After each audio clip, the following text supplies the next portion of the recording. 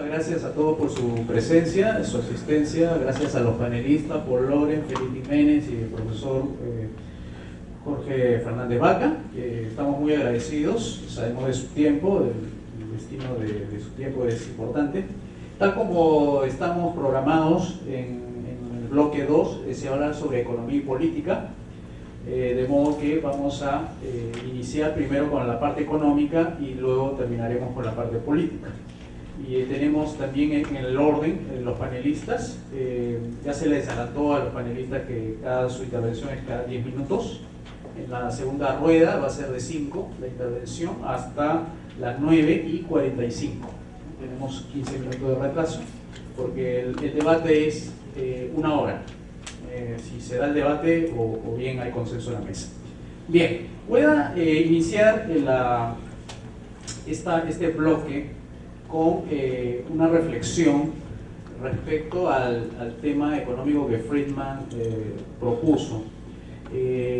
Yo quería saber en la mesa cómo perciben ustedes en relación a que la libertad económica conduce a la libertad política.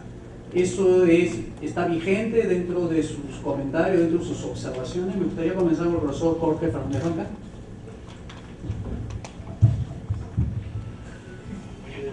Gracias. Bueno, justamente, ¿no? el tema de que la libertad económica, ¿no? Es un requisito importante, ¿no? Para la libertad política. Es una, ¿no? de las ideas básicas que ha venido, ¿no? difundiendo Friedman, y se puede señalar, ¿no? de que esa es una idea de que él la heredó de Hayek, ¿no? Hayek, en sus críticas al sistema socialista, no planteaba de que era imposible, ¿no? de que en un sistema socialista haya libertad política si las personas no tienen propiedad privada, porque obviamente, ¿no? si no tienen propiedad privada no tienen capacidad de tomar decisiones, no tienen poder, no tienen capacidad de poder decidir, ¿no? lo que les conviene, y obviamente, ¿no? cuando no hay propiedad privada es mucho más fácil, ¿no? que el gobierno imponga, ¿no? su autoridad y convierta a sus ciudadanos, ¿no? en siervos, ¿no? y era justamente el mensaje, ¿no? que Hayek planteó, ¿no? en su camino a la servidumbre, ¿no? Y hay toda una historia larga, ¿no? de que cómo Hayek va dejando, ¿no? su mensaje en Estados Unidos y luego, ¿no? fue la Universidad de Chicago, ¿no? la que, ¿no? recoge este mensaje y lo va difundiendo, ¿no? un poco. Hay varios autores que señalan, ¿no? que el libro de Friedman, ¿no? de Capitalismo y Democracia es justamente la versión americana, ¿no? de Camino a la Servidumbre. Y hay, bueno, aquí una historia que no voy a contar aquí, ¿no? y obviamente Friedman, ¿no? como te señalábamos, ¿no? recoge esta idea y la ha venido difundiendo, ¿no? Yo creo que el mejor ejemplo, ¿no? de que la libertad económica es un requisito importante, ¿no? para la libertad política es ver los casos que están ocurriendo hoy en día en América Latina, ¿no?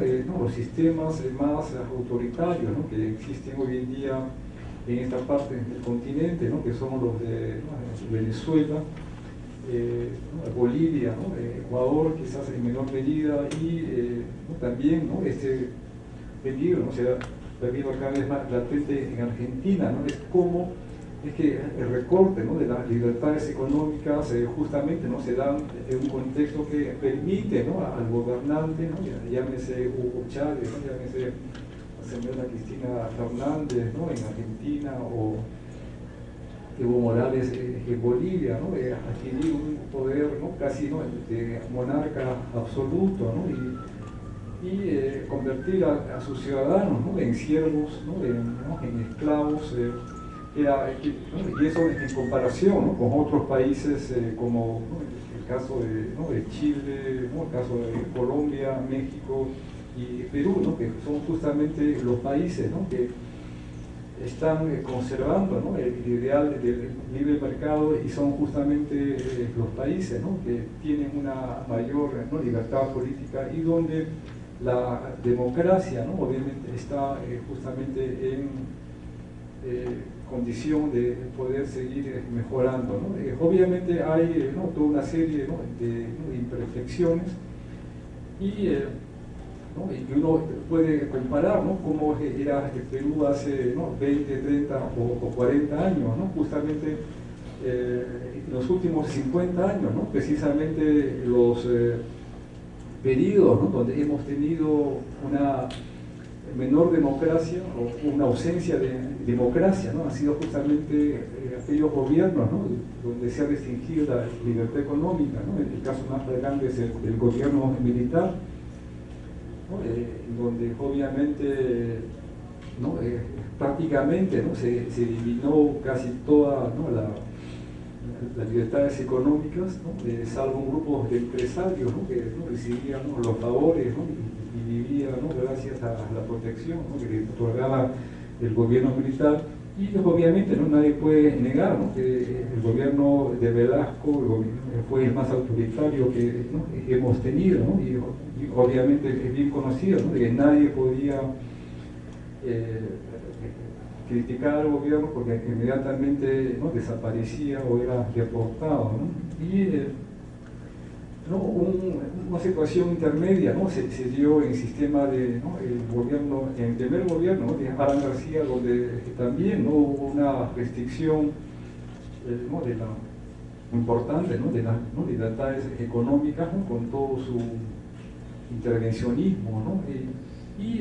Si bien es cierto, ¿no?, de que no el gobierno, ¿no?, de Alan García, el primer gobierno, ¿no?, de Alan García, con todos sus efectos, ¿no?, no llegó a restringir, ¿no?, la libertad política, ¿no? También es cierto de que solamente, ¿no?, un sector pequeño, ¿no?, de la población tenía acceso, ¿no?, a los servicios básicos y también podía intervenir directamente en la vida económica, ¿no? A partir del año 90, ¿no?, que hemos venido experimentando, ¿no?, un cambio importante, ¿no?, en todo el sistema económico a través, ¿no?, de un conjunto, ¿no?, de, ¿no?, reformas estructurales, ¿no?, que han permitido, ¿no?, devolver a los ciudadanos su capacidad, ¿no?, de tomar decisiones.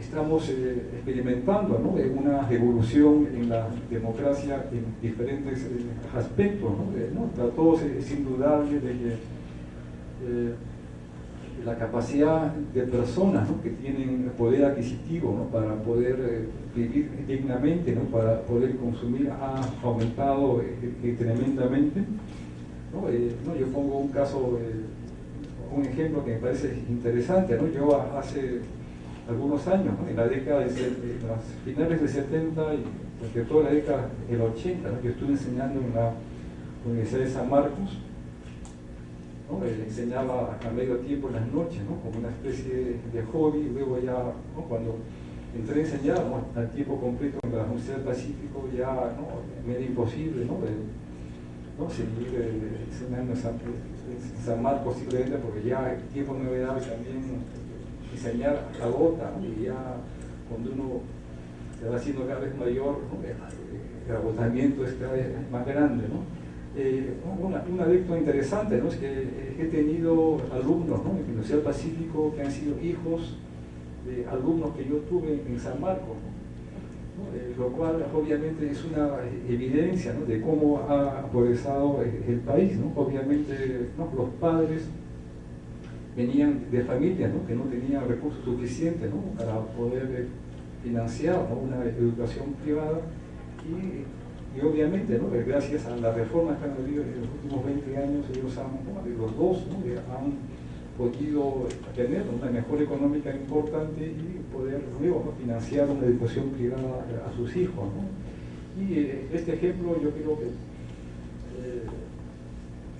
se puede generalizar fácilmente, ¿no?, porque son, ¿no?, muchísimas familias, ¿no?, miles, ¿no?, de personas que hoy en día, ¿no?, tienen acceso, ¿no?, a servicios, y también obviamente yo creo que este acceso a los servicios y este acceso, ¿no?, a la educación y a la salud privadas también permite, ¿no?, que los ciudadanos puedan, ¿no?, participar mejor en la vida política y puedan tener un mejor acceso a la democracia, ¿no? Obviamente todavía estamos, ¿no?, en un proceso de aprendizaje, ¿no? Hoy en día hay todo un tema, ¿no? Está habiendo hoy en día, ¿no?, de conflictos entre el gobierno, ¿no?, con las regiones, pero yo creo que este es un problema temporal, ¿no? O sea, ya poco a poco, ¿no? Si uno compara, ¿no?, la situación con hace 5 o 6 años, se puede apreciar, ¿no?, que ya hay regiones, ¿no?, especialmente en la costa, incluso, ¿no?, regiones que antes eran críticas, ¿no?, como el Cusco, donde ya los ciudadanos, ¿no?, se van dando cuenta, ¿no?, de que, ¿no?, ellos eligen un gobernante para que mejore, ¿no?, su situación económica, y obviamente eso va de la mano, ¿no?, con permitir, ¿no?, la inversión privada y permitir, ¿no?, la extinción del mercado, ¿no? Entonces, yo creo que estamos en un proceso de aprendizaje y donde obviamente, ¿no?, la extensión que ha venido teniendo, ¿no?, el mercado en Perú, yo creo que va a permitir, ¿no?, un mejoramiento de la democracia. Gracias. Muy bien, profesor, gracias. Ha sido exacto a los 10 minutos de concluir. Permítame utilizar algunos argumentos que el profesor Fernández Baca, para hacerle la pregunta al profesor Félix Jiménez. Él dice que si no hay libertad económica, me corrige el profesor si es que estoy captándole bien su idea, si es que no hay libertad económica no habría propiedad privada, ¿no? O es primero lo propiedad privada y luego libertad. No hay propiedad privada, no hay libertad. Exacto. Por lo tanto, el gobierno le precede entonces la propiedad privada, ¿no? Que oprime a los ciudadanos. Exacto.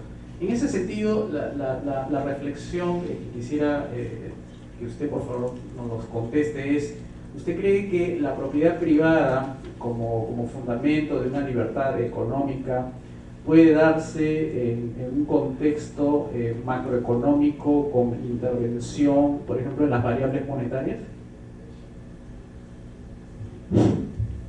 Buenas noches. Primero quiero agradecer sinceramente al Instituto por la invitación que me ha hecho a participar en este panel. Yo quisiera sinceramente aprovechar esta oportunidad para hacer dos cosas. En primer lugar, responder a la pregunta de si Milton Friedman realmente tiene un aporte consistente a la teoría económica. Y en segundo lugar, si el tiempo y el moderador lo permiten, me gustaría contraponer, porque intuyo que ustedes, me imagino que muchos de ustedes suelen decirse smithsianos, contraponer los planteamientos de Adam Smith a los planteamientos de Milton Friedman. Y creo que de esa manera va a ser bien fácil responder a las dos preguntas que ha hecho el moderador. Sobre el primer punto, yo antes quisiera, para que se comprenda lo que voy a señalar, decirles de entrada que yo soy partidario de la economía de mercado, que la considero una institución social importante, que soy partidario de la libertad, pero como una base material de existencia. Soy partidario de la democracia, soy contrario a las instituciones políticas extractivistas, a la centralización de las decisiones políticas y económicas, ¿no?, pero por razones distintas a las que señala Milton Friedman en sus distintas obras. ¿Hay aporte? Yo digo que no. Por ejemplo, no sé si está acá González Izquierdo, en los fundamentos microeconómicos no hay ningún aporte. El primer libro de microeconomía lo escribió Ludwig Wiesel, que hizo la síntesis de la revolución de la utilidad marginal y la productividad marginal en 1901.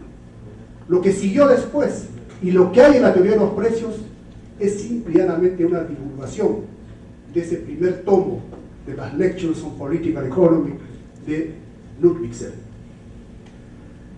En segundo lugar, en teoría de precios no hay rigor teórico. Cuando se habla de la teoría de la firma en el largo plazo, ¿qué dice la teoría microeconómica que avalaba o adhería a Milton Friedman? Dice que cuando hay rendimientos constantes a escala, La oferta de producción es infinitamente elástica, obviamente. Y cuando hay competencia perfecta, ¿no?, la demanda es infinitamente elástica. Entonces, las dos son infinitamente elásticas, no se cruzan, no hay teoría de la firma. El que hizo la crítica a esta teoría microeconómica de la empresa fue Pierre Raffa, el año 1924. Y Friedman no respondió a Raffa, o mejor dicho, en teoría de precios, en ese librito, responde con una evasiva. Crea un factor que no tiene remuneración y le llama capacidad empresarial. Ahí no hay rigor teórico. En segundo lugar, o en tercer lugar, Friedman dice que más, ¿no?, que los fundamentos psicológicos de su teoría importa, ¿no?, su capacidad predictiva. Y bueno, en los años 30, dos economistas importantes que dirigieron la escuela de Oxford, Paul Andrews y Elizabeth Brunner, dirigieron una encuesta a los empresarios. Les preguntaban si ellos realmente fijaban sus precios, como dice la teoría microeconómica, igualándolos al costo marginal, o si operaban en competencia perfecta, ¿no?, si ellos lograban un equilibrio igualando su ingreso marginal al costo marginal. Oh sorpresa, los empresarios decían que no conocían qué era el costo marginal, cómo se calculaba, ¿no? Estamos hablando de los años 30, de la productividad marginal, y lo que ellos decían que fijaban sus precios a partir de costos unitarios promedio, ¿no?, al que le agregaban un margen de ganancia dada la competencia. Y así surgió la teoría del costo pleno, o el Full Cost Principle, ¿no?, de Holly Hitch. Y lo interesante de esta teoría, que se basa en una investigación empírica, que después recogen otros economistas, como por ejemplo Michal Kalecki, es que ese tipo de comportamiento microeconómico ocurre justamente en la parte de la curva de costos medios que es decreciente, vale decir, cuando hay rendimientos marginales crecientes o rendimientos crecientes, no decrecientes, como dice la teoría microeconómica. Friedman cita en ese programa televisivo de los años 80, es impresionante, cita varias veces a Smith. Cuando yo estaba en Estados Unidos en esa época, a Friedman, yo me acordaba de mis lecturas de Góngora. Góngora decía: cuando se olvida, lo viejo aparece como nuevo. Que yo lo parafraseaba, decía: o cuando uno no lee, todo nos parece nuevo. Adam Smith, el autor de esos dos grandes libros que todos debemos leer, La teoría de los sentimientos morales, ¿no?, y La riqueza de las naciones. Smith es el primero que hace o que desarrolla en los primeros capítulos del libro de La riqueza de las naciones una teoría del crecimiento endógeno, basada en los rendimientos crecientes, no en los rendimientos decrecientes. Esto es bien importante que lo sepan los que se dicen smithianos. Smith decía que el límite al crecimiento es el mercado. Cuanto mayor es el mercado, mayor es la profundidad y la extensión de la división del trabajo. Y cuanto mayor es la profundidad y extensión de la división del trabajo, se generan rendimientos crecientes a escala y aumenta la productividad. Y cuando aumenta la productividad, bajan los costos unitarios de producción. Y cuando bajan los costos unitarios de producción, la economía se hace más competitiva, porque es más productiva. Esa es la teoría de Smith. Por eso se llama una introducción acerca de la naturaleza y las causas de la riqueza de las naciones. Es la primera teoría macroeconómica, no microeconómica, y que empieza justamente con teoría de crecimiento, porque quiere explicar cómo se genera la riqueza en las naciones. Y eso obviamente no lo entendió Friedman. sus teorías de las decisiones basadas en los beneficios marginales.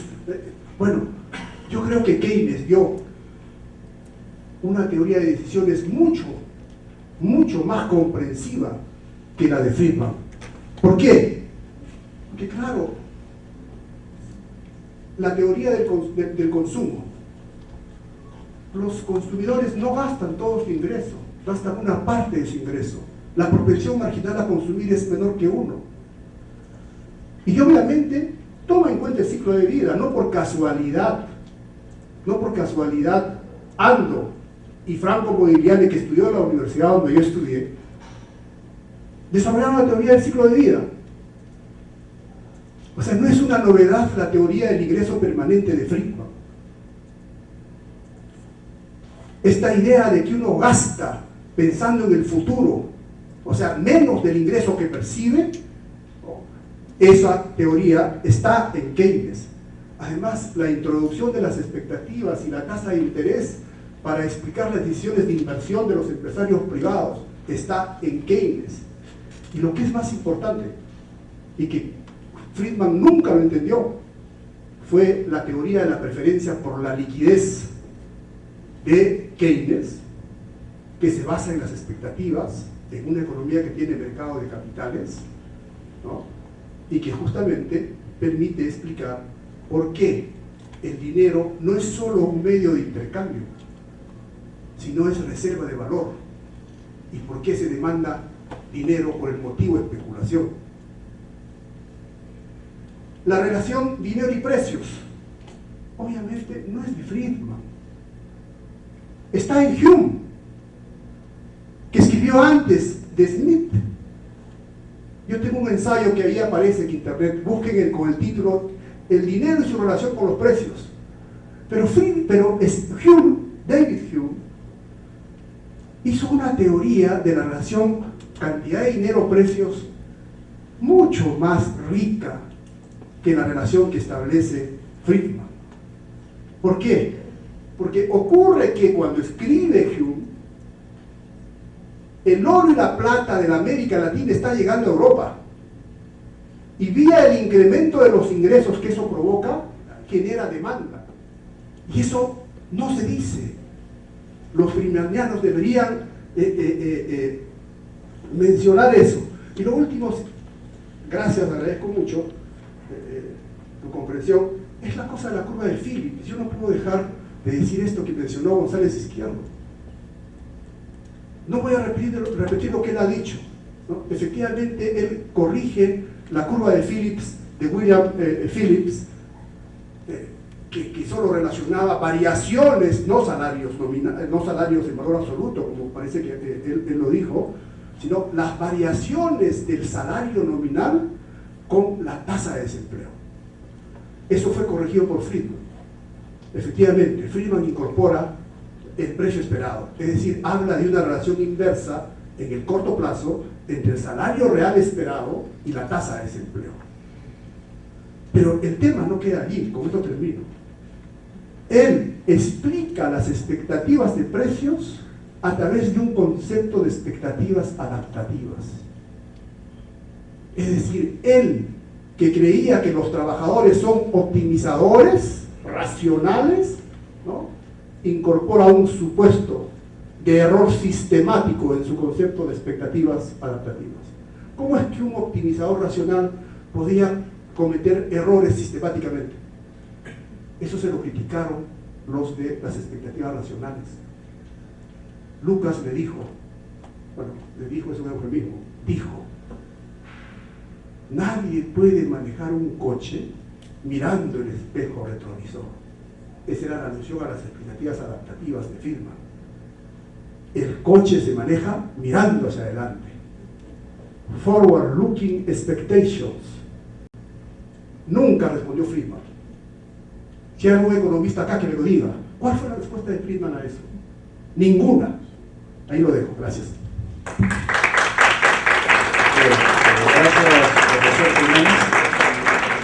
Me gustaría, en base a los comentarios de los dos panelistas, enviarle las siguientes observaciones a Paul Loren para que pueda darnos sus comentarios.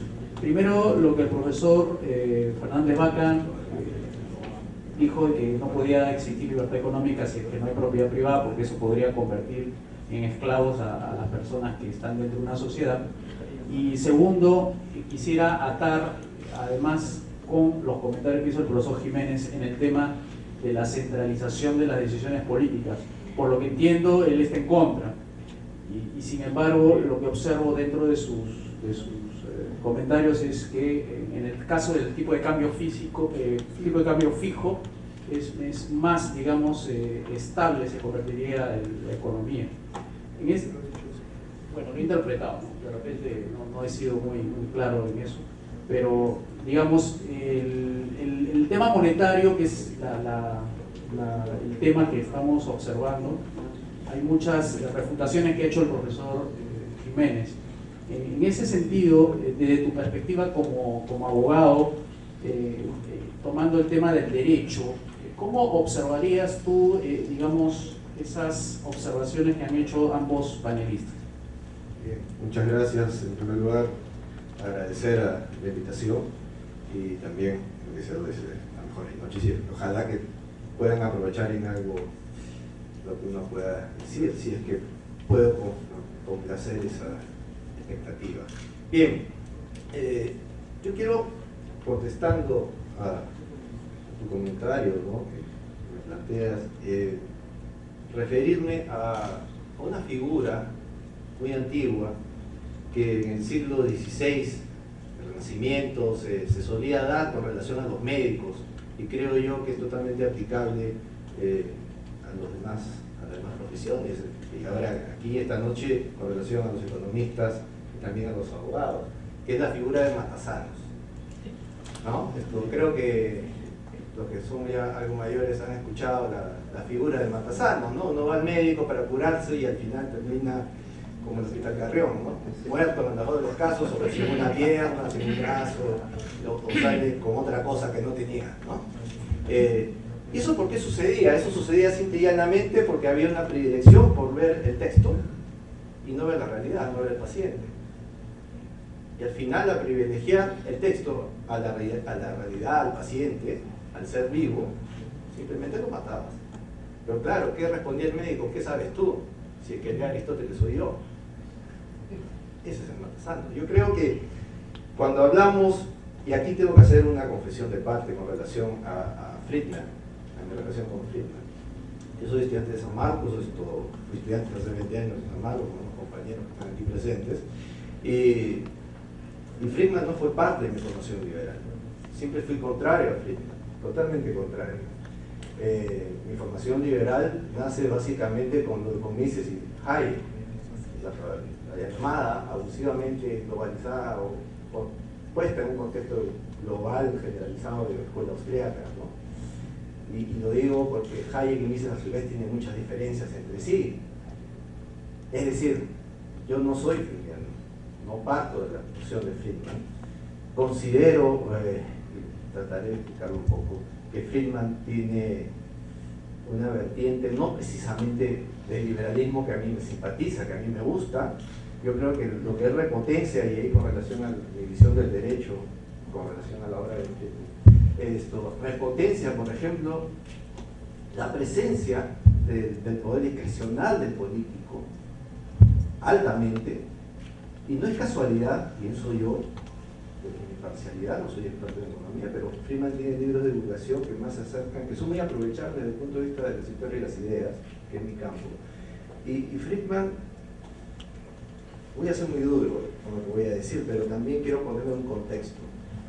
¿Por qué Friedman tiene tanta pegada con relación a cierto nivel de la derecha democrática en América Latina? ¿Por qué? Ciertamente porque Friedman presenta un discurso más racional, más humano, más interesante desde el punto de vista de esta relación que se habla de la importancia de la libertad económica, que a su vez va a empujar a exigir libertades políticas, democracia y demás. El acercamiento de Friedman a Pinochet a fines o mediados de los 70 fue parte de eso. La que tuviera fascinación por las dictaduras. También lo hizo años antes en Grecia, con relación a un caso de derechos humanos muy puntual, con un líder griego muy importante, Papandreous, que fue detenido y se le quería condenar a muerte. Y Friedman, que ya era un hombre de prestigio en los años 60, movió a los intelectuales tanto de Norteamérica como de Europa para poder influir en el gobierno de turno en Grecia, que era una dictadura, y lograr la libertad de este político que era socialista. Pero Friedman también viajó a China en los años 70 y conversó con los líderes de ese momento. Sin embargo, nadie se acuerda de eso. Todo el mundo habla de Friedman y Pinochet, pero no habla del otro Friedman. Y con relación a América Latina, ¿por qué tiene tanto éxito? Precisamente por eso. Porque permite al poder político y a los políticos en general tener todavía el control de la cosa, es decir, ejercer el poder político, las decisiones desde una visión compulsiva del derecho y a su vez también compulsiva de la economía. Y no perder el control de ese poder. ¿Cuál es la diferencia de la tradición liberal propiamente individualista y la de Friedman? Yo siempre entendí que la noción liberal era una noción donde se privilegia al individuo y que este individuo pueda decidir per se, por sí mismo. Y yo no encuentro en sus esquemas de competencia perfecta, no encuentro en sus visiones de micro y macro que Louis von Mises en los años 20 y 30 criticó y que dedicó todo un estudio en los años 48, creo que es la acción humana, no me equivoco, diciendo que eso es un disparate, no hay micro ni macro, solo hay micro. Yo no soy experto en economía, en este caso repito de paporreta lo que leí en Mises, así que me lavo las manos por ahí, pero tampoco Friedman hay que sacarlo del contexto. Friedman entra como el segundo economista más famoso del siglo XX, ¿después de quién? Keynes era el economista antes de Friedman por excelencia. Y el siglo XX no es un siglo donde la filosofía de la libertad y el liberalismo haya cambiado, haya sido hegemónico, todo lo contrario. El liberalismo, en su pureza, en su expresión más amplia, se dio en el siglo XIX por algunas décadas, no más.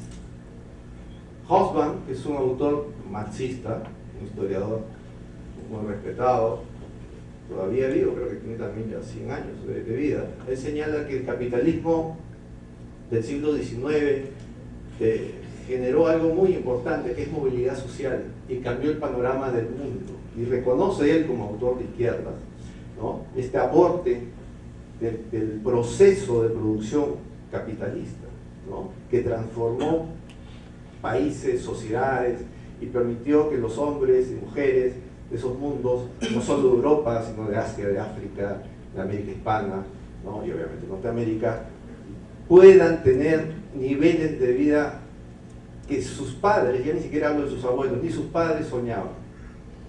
Ese capitalismo que refiere Hobsbawm en el siglo XIX, según Hobsbawm, duró de 1848 a 1871, según él. Y después hay una etapa de empoderamiento del Estado que va nuevamente a tener una visión puramente mercantilista con relación a la economía, ya no una visión de repliegue y de ausencia en el esquema económico, sino todo lo contrario, a querer dirigir la economía. Bueno, ese mundo liberal, sea que acabe en 1871 o 1914, después de la Primera Guerra Mundial, con la Primera Guerra Mundial, con el estallido de la Primera Guerra Mundial, es un mundo que puede ser nostálgico para un liberal, porque es un mundo en el cual el Estado casi no existe,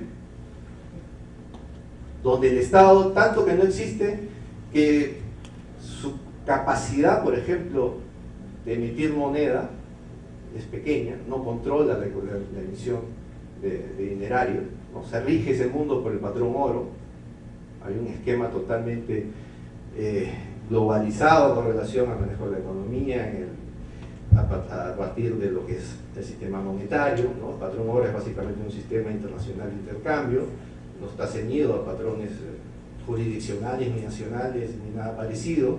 No hay decisión política per se en ese ámbito, no puede haberlo, lo va a haber después cuando el patrón oro empieza a ser replegado luego de la Primera Guerra Mundial por necesidades puramente políticas belicistas que después se irán ampliando y ahí se quedarán. Tomarán para sí el poder de manejar la economía emitiendo moneda y inflando crédito. Ese mundo del siglo XIX ya es el mundo donde prima Keynes y compañía. No hay nadie más antiliberal que Keynes. Friedman, cuando entra a tallar en un mundo dominado por las ideas donde el Estado es impensable que se repliegue. Ya no estamos en el siglo XIX, está dominio. En el siglo XIX varios autores, incluido Marx, hablaban del Estado casi como un elemento ya a desaparecer. La sociedad sin clases de Marx se debe más a eso que a su fantasía clasista, porque era parte del mundo en que se movía, ¿no? 100 años después eso es todo lo contrario, se da todo lo contrario. Para la década del 70 con mayor razón. ¿Por qué iba a ser diferente?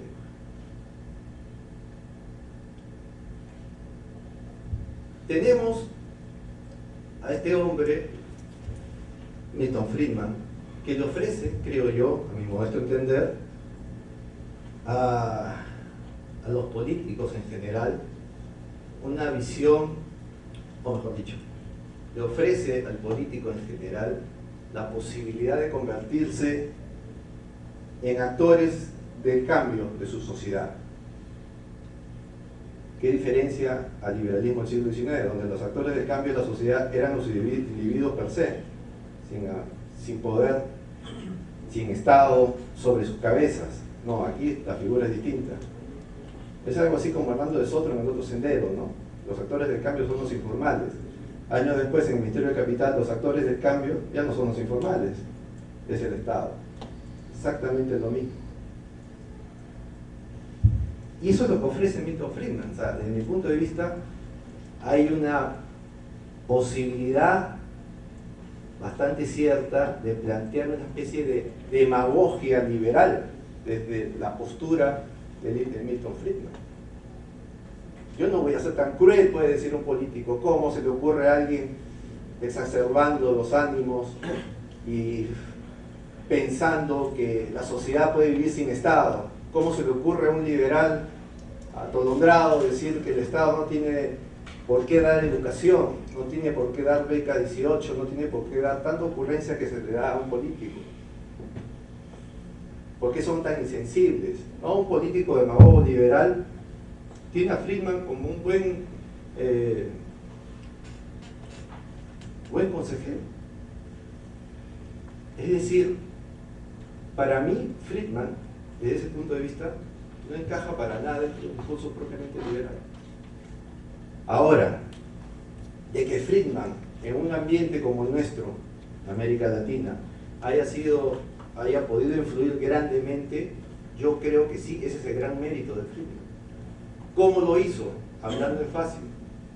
Ni Hayek ni Mises, que yo los adoro, tuvieron el éxito de divulgación que tuvo este señor. Y lo tuvo a raudales. Y ese es el éxito de Milton Friedman. Por eso estamos aquí celebrando sus 100 años. Y me sumo a eso, porque realmente puso, a pesar de que no soy un seguidor de su obra, pero puso temas en el debate que anteriormente solamente eran monopolio de la izquierda. Él entró a tallar en campo predominantemente estatista. Se metió al tema y pugnó. No sé si ganó, pero hizo bulla. Y algunos le hicieron caso. Las AFP, por ejemplo, en Chile, serían totalmente impensables sin Friedman, ¿no? Bien, no quiero respetar el tiempo, pero... Bueno, te pasaste 2 minutos.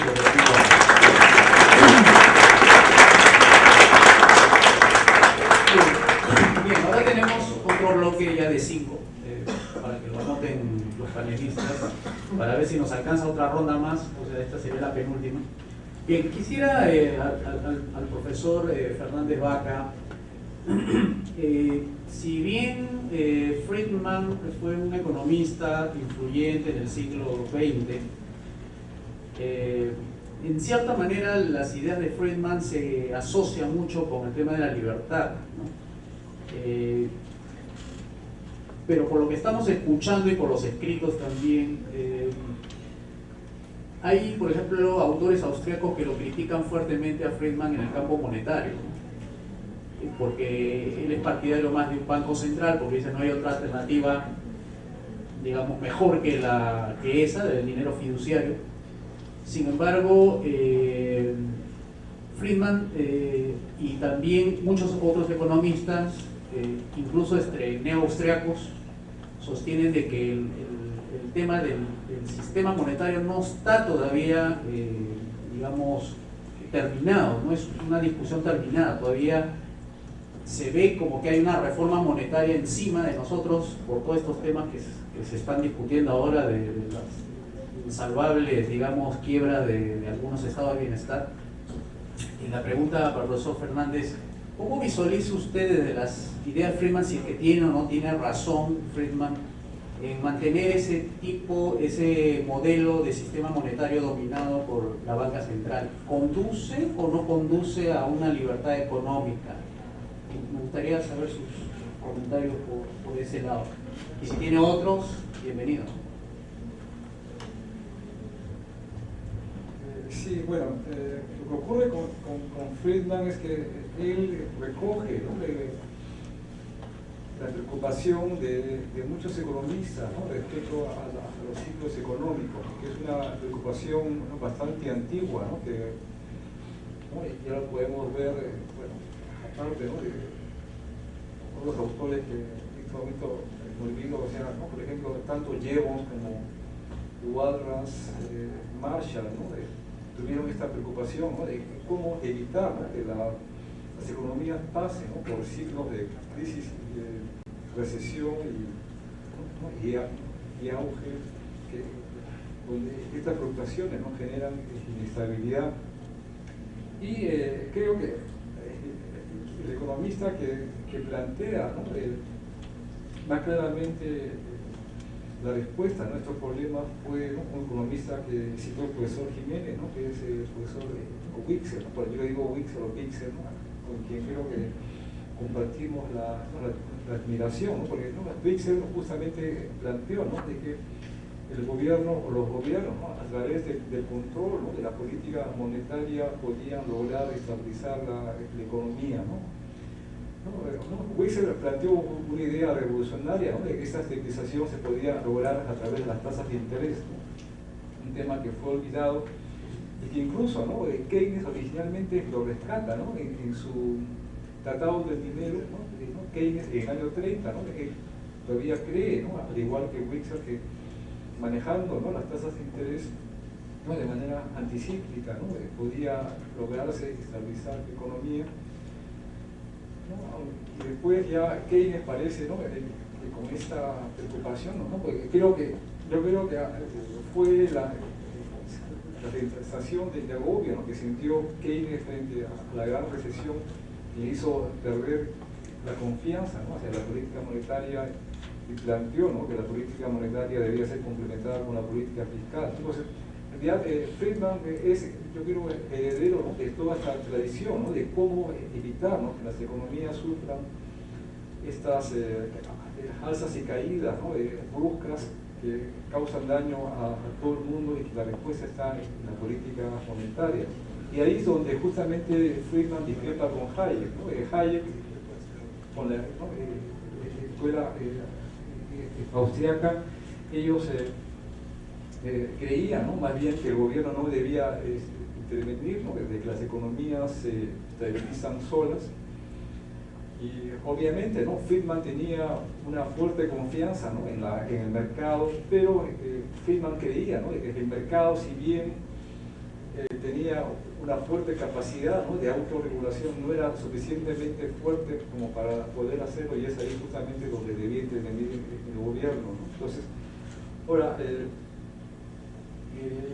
yo creo, ¿no?, de alguna manera, ¿no?, los gobiernos están aprendiendo, ¿no?, a manejar su política monetaria, ¿no? Y yo creo que en los próximos años, ¿no?, van a seguir habiendo crisis, pero no tan fuertes como, ¿no?, las actuales, de una serie de problemas, ¿no?, que no están resueltos, que están vinculados, ¿no?, con el sector bancario, que es justamente, ¿no?, lo que han originado, ¿no?, la última crisis.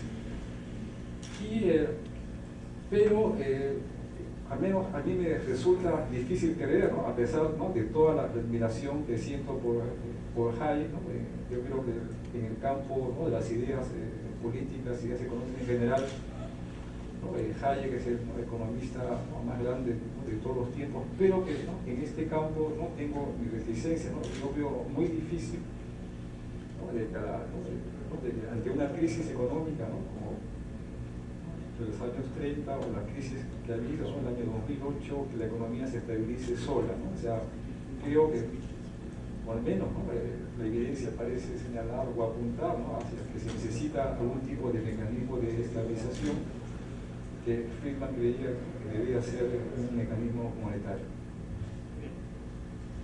Gracias, profesor.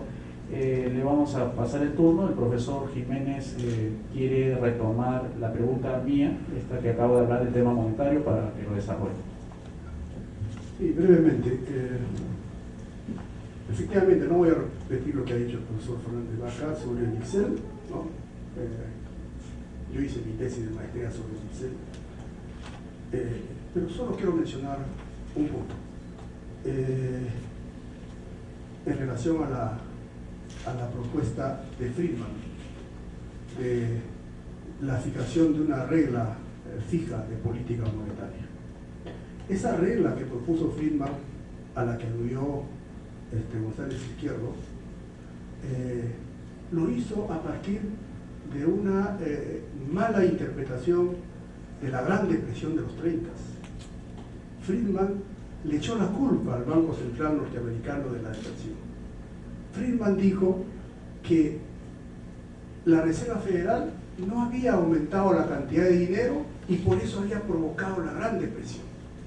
A partir de ahí, con esta idea de los agregados monetarios para gestionar la política monetaria, ideó su regla fija, es decir, que la cantidad de dinero debe crecer a una tasa más o menos fija, ¿no?, tomando en cuenta el crecimiento de largo plazo de la economía o del Producto Bruto Interno. Y se la impuso a Estados Unidos cuando subió Reagan y a Inglaterra cuando subió Thatcher. 79 Thatcher, 80 Reagan.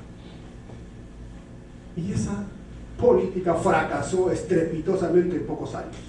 Y eso no lo mencionó González Izquierdo. ¿Qué pasó? Las tasas de interés subieron.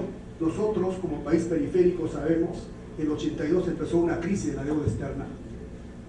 No podíamos pagar nuestra deuda porque las tasas de interés habían subido de manera espectacular, ¿no? Y por supuesto, los bancos centrales de Estados Unidos y de Inglaterra abandonaron esa receta de Friedman, que no servía para nada. Y más bien lo que se inspiraron después en la regla de política monetaria, la Taylor, fueron aquellos que habían leído a Mises.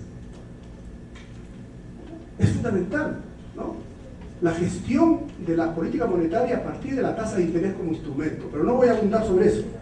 Lo que quiero decir para terminar con este puntito es que cuando Keynes habla de la importancia de la política fiscal en una situación de deflación y recesión y no de la política monetaria, ¿no?, lo hace porque él estaba convencido por los datos de que la Reserva Federal de Estados Unidos no es un error. Aumentó la base monetaria, que es lo único que podía hacer la Reserva Federal para aumentar la cantidad de dinero. Pero la liquidez que aumentaba no circulaba en la economía. ¿Y por qué? Los bancos no prestaban, como está ocurriendo ahora. en la crisis internacional en Europa y como ocurrió el 2008, 2009 en Estados Unidos. Y ahí la famosa frase, ¿no?, de Keynes, que la ha popularizado su biógrafo Skidelsky, de que, ¿no?, cuando se refería, ¿no?, a la debilidad de la política monetaria en esas situaciones y a la importancia de la política fiscal para salir de la depresión, ¿no?, de que uno puede llevar el caballo al agua, pero no puede obligarle al caballo que se tome el agua. Eso es lo que está pasando ahora. Desafortunadamente, no hay tiempo para desarrollar ese segundo punto que les había ofrecido, pero voy a decir rápidamente algunas cosas. En primer lugar, Friedman es un neoliberal, porque restaura el planteamiento liberal en la economía, conocido como la economía neoclásica. ¿Ok? Smith es un liberal republicano. Friedman es un neoclásico neoliberal. Ahora bien, para Smith, este republicano, la libertad se puede concebir solo dentro de un contexto de relaciones sociales e institucionales. Por lo tanto, la libertad es endógena a la sociedad donde hay relaciones sociales y hay instituciones. Y en esa sociedad hay relaciones sociales de poder. Se generan, ¿no?, digamos, tensiones y asimetrías. Y por lo tanto, de acuerdo con Smith, la libertad se conquista. La libertad no es un don de la providencia. Y la libertad para Smith significa presencia de condiciones materiales para ejercerla, ausencia de dominación, ausencia de dependencia. Eso es libertad en Smith.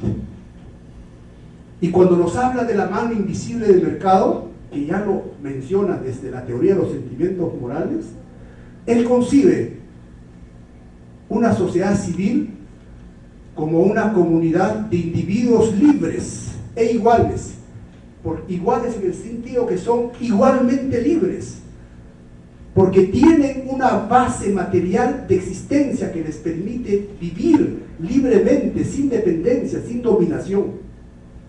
Esa es la sociedad civil, o lo que también él llama la vida social civilizada.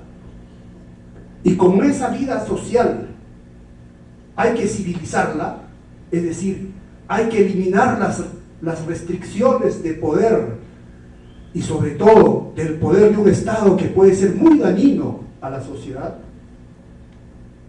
¿no? Smith señala que es importante la intervención del Estado. O sea, Smith no es contrario a la intervención del Estado. Ojo, habla de una intervención neutral, él dice, ¿no? No es contrario a la intervención del Estado. Y es contrario al mercado autorregulado. El mercado es una institución social que permite varios diseños y el mercado puede, digamos, convivir sin ningún problema en una sociedad civil donde hay hombres libres en el sentido que he señalado.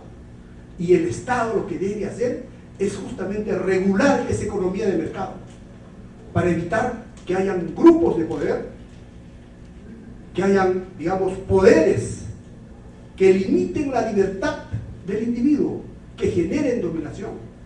Y termino diciendo lo siguiente: un enfoque institucionalista republicano como el de Adam Smith diría a las primeras preguntas que nos hizo el moderador, de que en instituciones políticas, en instituciones económicas, interactúan mutuamente, generando un círculo vicioso si ambas son extractivistas, es decir, si ambas son rentistas, si ambas se basan en concentración de poder, en oligopolios, en monopolios y en la centralización del poder del Estado, o pueden generar un círculo virtuoso si ambas instituciones no son extractivistas, si las instituciones políticas son inclusivas y las instituciones económicas son inclusivas. Y es posible construir una sociedad de hombres libres con un mercado regulado donde se generen condiciones iguales para todos. Y eso es lo que no entienden los neoliberales. Muchas gracias. Y para terminar este bloque, ahí finalizamos ya la mesa redonda. Le vamos a dar el turno a Paul Loren para que haga sus comentarios finales. Bien, muchas gracias. Sí, bueno, yo coincido con la catalogación de neoliberal a Friedman. Creo que lo dejé entrever en mi anterior intervención.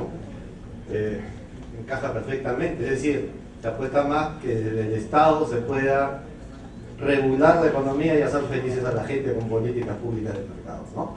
Eso hace el economista per se, enclaustrar al Estado, y él como el creyente en la iniciativa privada la dirige. Yo no creo que la iniciativa privada deba ser dirigida, ¿no? Yo me considero liberal, pero algunos dicen que ni siquiera soy eso, pero bueno, eso es lo de menos. Ahora, una sociedad de hombres libres siempre lo tuvo Adam Smith,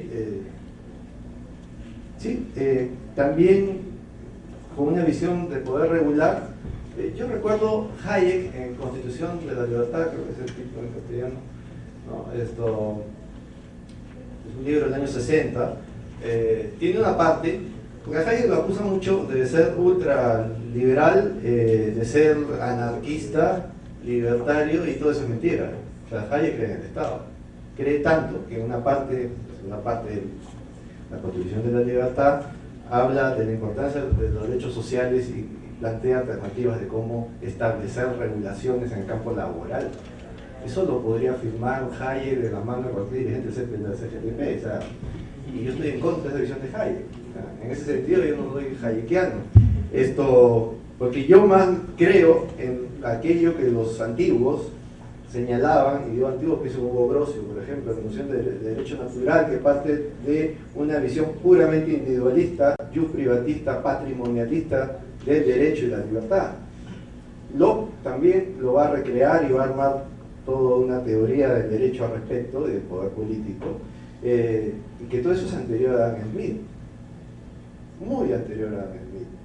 Es decir, lo liberal viene de antes, de muy atrás, y tiene una tradición determinada en lo que se llamó en un momento el naturalismo, y que creo yo fue desfigurada por posturas puramente teológicas que al fin y al cabo la asesinaron y la dejaron inerte y quedó ahí muerta, ¿no? Porque esos mismos naturalistas, pasado el tiempo, van a reivindicar como Milton Friedman en el siglo XX, una visión de lo privado dado desde instancias políticas y no reconociendo las instancias puramente sociales, espontáneas, situaciones que ya ocurren en una sociedad determinada, y no recreando, no ficcionando a partir de un modelo determinado, un ideal de sociedad, y que todos deben meterse en ese modelo de perfección teórica para que puedan gozar de una libertad a la medida del teórico y no de la libertad per se, que siempre la libertad es un proceso, un constante descubrir, ¿no? Una libertad diseñada de antemano es lo más contrario a la libertad por naturaleza, pero algunos creen que sí, ¿no? Y bien, si uno empieza a ver cómo todas esas ideas, tú señalabas en la primera pregunta que decías al doctor Fernández Vaca con relación a la importancia, si era posible plantear un esquema de no banca central y demás, todo ese tipo de situaciones, ciertamente en el plano teórico, de discusión de los libros, puede ser muy interesante, pero en el plano puramente político, si la gente, si los individuos no están convencidos de que debe darse tal o cual situación, cualquier resolución que se dé desde el poder político o simplemente una resolución dada desde el plano de un pensador X, no va a caer en saco roto. Gracias. Es decir, si no hay un consenso de convicción, de creencia en determinadas ideas, todas aquellas propuestas que se puedan plantear simplemente, simple y llanamente, son eso, son solo ideas que quedarán rezagadas, establecidas en algún libro por ahí. Pero si no hacen carne en la sociedad, ¿cómo se concretiza eso? ¿Imponiéndolas? No. ¿Qué diferencia a un tipo que impone la esclavitud a su pueblo, ¿no? La esclavitud es esclavitud, y otro que impone algo que la gente no quiere, por más que con esas ideas, con ese remedio, pueda ser libre? En el siglo XIX y XIX, para terminar, los liberales de la época tenían muy claro lo siguiente, que es que sus ideas de sociedad libre solo podrán tener posibilidad de éxito si es que la gente realmente quiere ser libre y aplicar esas ideas en su propia cotidianidad. Bien, muchas gracias. Bien, muchísimas gracias a los panelistas. Permítame solamente hacer un esfuerzo por dar nada más una conclusión general. No puedo dar detalles de las conclusiones debido a los ángulos y a las especificaciones técnicas que tiene cada uno de los panelistas. Solamente voy a dejar una conclusión general. Se puede decir que Friedman es un economista que ha creado polémica. Algunos lo considerarán como liberal, otros lo considerarán neoliberal, y otros incluso podrían considerarlo antiliberal. Sin embargo, lo importante es que estamos aquí dentro de una mesa redonda sobre la cual hemos discutido contribuciones que merecen la pena ser discutidas, y que ha sido desde el punto de vista como economista una persona que ha mantenido una rigurosidad.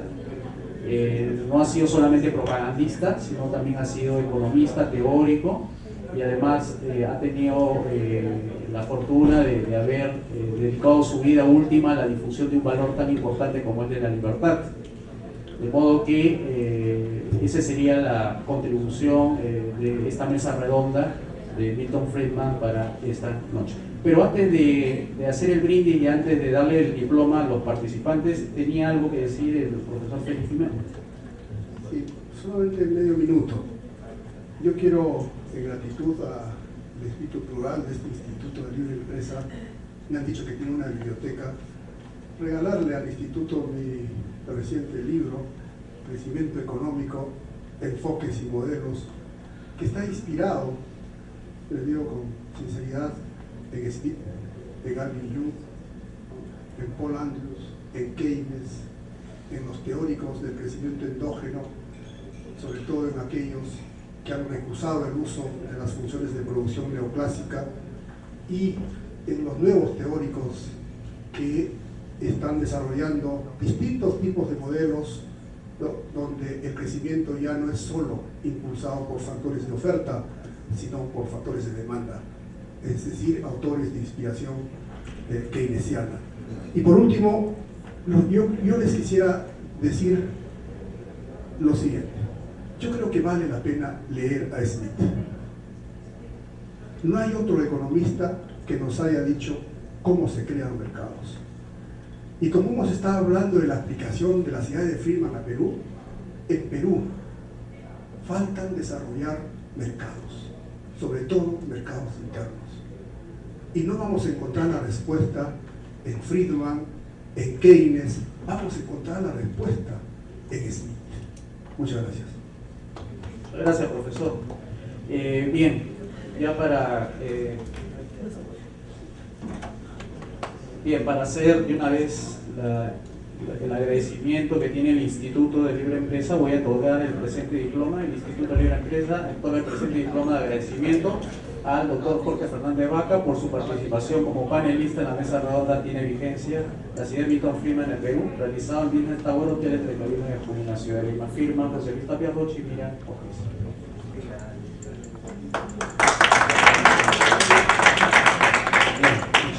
gracias. A continuación tenemos el siguiente diploma. Por las mismas razones, otorga el presente al diploma al doctor Felipe Jiménez.